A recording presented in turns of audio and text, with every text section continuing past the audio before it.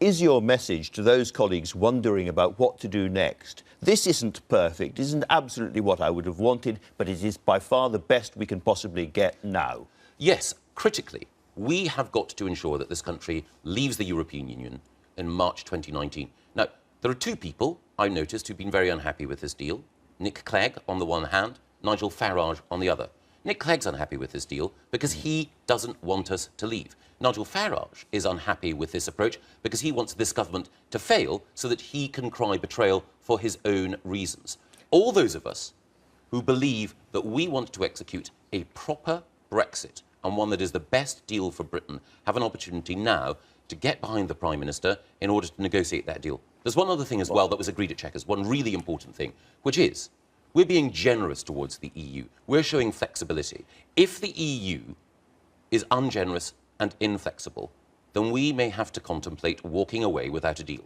And one of the things that we agreed at Chequers is that we would step up the preparations for precisely that outcome. And civil servants and ministers across government have been working hard in order to ensure that I know lots of people are working hard. Can I ask you a very straightforward question? A critical question is that we will be in a position in March 2019, if we don't get the deal that we want, to be able to walk away.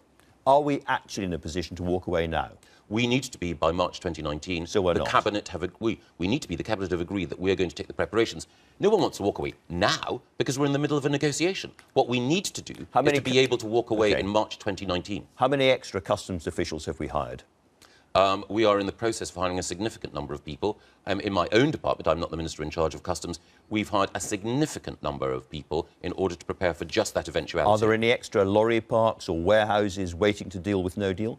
We have made an investment in infrastructure. We've got the legislation ready. We've got the people ready. There is more to do. The critical thing is we need to be ready by March 2019, and the Prime Minister authorised the Cabinet to step up those preparations, not because we want that outcome. I don't want that outcome.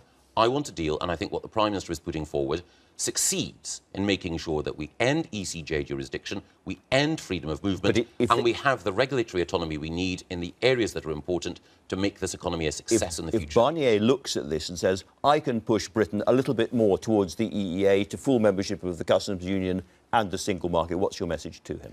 My message to Michel Barnier is that I have enormous respect for you, Michel. I know that you're going to negotiate hard, but it's in the interests of French farmers, French industry and French citizens that we continue to have good trading relationships. Make sure that you regard the interests of your citizens with the same care and the same attention as our Prime Minister has the interests of our citizens.